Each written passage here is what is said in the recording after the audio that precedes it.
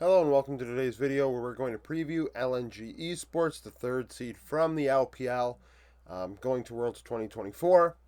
The last result for this team occurred last year where they would go out in quarterfinals.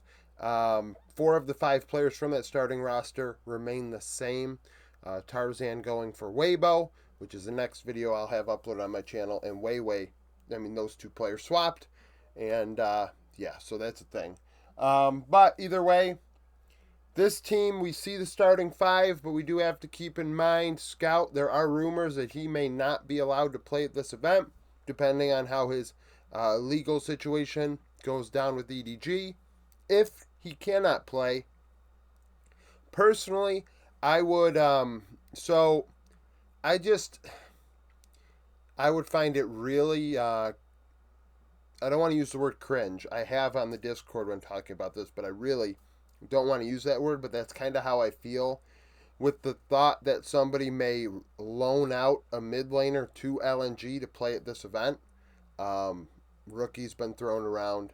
I've seen Fofo's name thrown around, Hai Chao, and many others.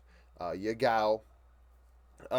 Personally, I don't like the thought of that, especially in the non-COVID era, where this is a thing. LNG were aware that Scout had legal issues. Hell, LNG are part of those legal issues. So they are dealing with it as a team. They should not be bailed out from making their decision, signing Scout, being aware of what this whole deal was. So that's a thing. Now, to replace him, they could have do we look at a situation where they may go after a player like Xie? Top Esports has him as a positional coach. I guess that wouldn't be loaning him out as much because he would become. They'd probably let him go outright, and then they could sign him. But more importantly, we look at a player like Duanby. He's a free agent, and although he's signed to Ultra Prime as like a consultant or some shit or a streamer, he is all but a free agent. And Duanby is the logical pick because he played with LNG a couple of years ago. He has a history with the team, and he's, more importantly, a free agent. Another player I think about, because there's a whole list of players that somebody put up, and some of them are role-swapped players and this or that. Like the Shy, maybe the last couple of weeks in the 80 mid-meta could have done it, but not at this event like that. And people are saying he's retired. He's not retired. But the player that has, like, Perks. It's in Europe, and honestly, are there better free agent mid laners out there? Free agents, not, oh, this player has been replaced, rumored, or no, not rumors. Outright, who is not signed under contract right now? Perks would be probably the next best. So it's just a real interesting thing to think about. It's not just to think about. This may be a reality. So Zika in top lane, one of the better top laners in the world, easily top 10 regardless of meta. Sometimes can peak to top 5. 2.7 KDA, 88 CS per minute, 57.7 KP. High resources up there. These are season finals plus regional final stats. 1.36 damage divided by gold. 22.2% of the team's damage, 21.9% of the gold, so efficient. The team's given him about 22% of the gold, and he's returning the favor. 2.76 vision efficiency, which is vision score divided by wards placed. Ahead over 200 gold, 6 champions, 11 games. Internationally, he's 5-6. 1.4 KDA, 8.1 CS per minute, and a 50.9 KP. Last year was his only opportunity at an international event at Worlds 2023. Dropping out in quarters. But you can see here, not quite as involved at Worlds. Only half of the team's kills. But at least in season finals, he had a high kill participation. And honestly, it is interesting because the top side has a higher KP than most other teams. And then the bot side has a much lower KP. Weiwei in the jungle, I would say the weakest player on the team. Better as a facilitator, and we saw that in season playoffs.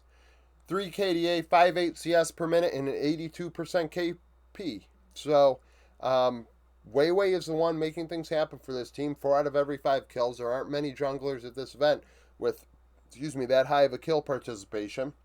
1.34 damage divided by gold. 17.8% of the damage, and the same amount of gold. So he is efficient. He's giving the team proper amount of damage share, and that's in part due to his activity. That's going to help that number. Not, like I said, not many junglers are that involved in the kills, so they're not dealing as much damage. 3.82 vision efficiency, that's the best on the team. On average, though, behind 267 gold. So we can say, yeah, he's a facilitator, but he's not facilitating enough to offset the gold deficit he receives against somebody that is playing a more carry-oriented champion.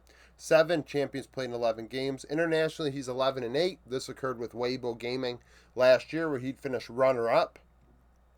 A 2 KDA, 67.2 KP, 5 CS per minute, which screams facilitator, and a .86 damage divided by gold. Like I said, Worlds last year. Scout in the mid lane, world champion. 3.4 KDA, 9.3 CS per minute, and a 70.6 KP. Does give up a bit of resources relative to other players of this event, but much more involved. 70% is probably in the upper half easily of mid laners here. 1.53 damage divided by gold, which is tied for the best on the team. 27.4% of the damage, and tied in gold share at 23.9%. So is the leader in damage and shares gold and the primary resources with Gala. The top side of the rift taking a little bit more gold than other teams, but they're efficiently giving it back. So we do have to keep that in mind, that the damage is coming back in that way. 3.15 vision efficiency, ahead about 48 gold every game, which, essentially even, but we do know Scout is world class, world champion. He'll be fine if he does get to go to Worlds. 7 champions in 11 games. Internationally, he's 40-33. 3.2 KDA, 8.6 CS per minute, and 69.7 KP. 1.25 damage divided by gold. Worlds 2021, first place. 16, 18, 22, and 23, quarterfinals. 2017 out in group stage with EDG. 80 carry is Gala. Top 10 easily. Probably same tier as a Guma or a Light, in my opinion. 4.6 KDA, 10 CS per minute, and a 65.4 KP, so not as involved. The bot side is kind of on its own in this one, and Hung also has a 65 KP. And I said this, I think, in my video yesterday. We have, I did, because Core had a high KP, but Yeon did not. And this is the opposite. We have 2 guys that have very similar kill participation. So Hung is not going around the rift and making things happen. It's mainly Weiwei, mostly Weiwei, and then a little bit of Scout being involved. And the bot side's kind of on its own. That 2v2 is not involved all that much. 1.53 return on investment, 26.7% of the team's damage, 23.6% of the gold, just under 3 vision efficiency. Behind 112 gold. When we combine that with Hung, they're behind by 50. In the LPL and LCK, that's fine for a 3 seed. 5 champions in 11 games. Internationally, he's 65-28, an MSI champion. 4.5 KDA, 9.8 CS per minute, 63.3 KP, 1.16 return on investment. Worlds 2021, 2022, and 2023, he was out in quarters. Hung at support. Although they tried to replace him with Mark in the beginning of the season, that was for naught. He returned to the starting role. He did die a lot in season, I keep saying season finals because the LCS video yesterday. Summer playoffs and then regionals. 1.3 KDA, died a lot, despite a 64% kill participation. So he went in and died before anyone else died, if he was really all that involved. 0.6 damage divided by gold, so not playing heavy carry, well, not heavy carry, but heavy damage supports. Very facilitator and supportive in champion pool. 1.87 vision efficiency, 71 gold ahead. Like I said, the bot lane duo is behind about 40 gold, 50 gold or so. 6 champions, 11 games. Internationally, 5-6. 1.6 KDA, 58.7 KP. So last Worlds, he was not part of the picture. When LNG were getting kills, the bot lane duo were really not present. Worlds 2023, like I said, quarterfinals. Yu was the head coach. He's 12-10 over his career. Last year represented LNG as a coach, and then in Worlds 2021 he did as well, and they would drop out in group stage in that one. So that is the deal. Like I said though, this team, if Doumbé does become the mid laner, unfortunately this meta is terrible for Doumbé. Like you couldn't have at least the meta that was, and if it sticks around, depending on how effective the patch was. If the meta sticks around and an AD focused mid lane meta remains a thing, um, Doumbé is not that player. So with that in mind, that would be problematic. I just think of Doumbé, I think of facilitator. I do not think of carry.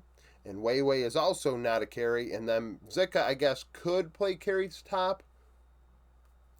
It just this meta is not great for that. So in the end, though, that may be all they can do. And Doumbé's still good enough to get them to quarters.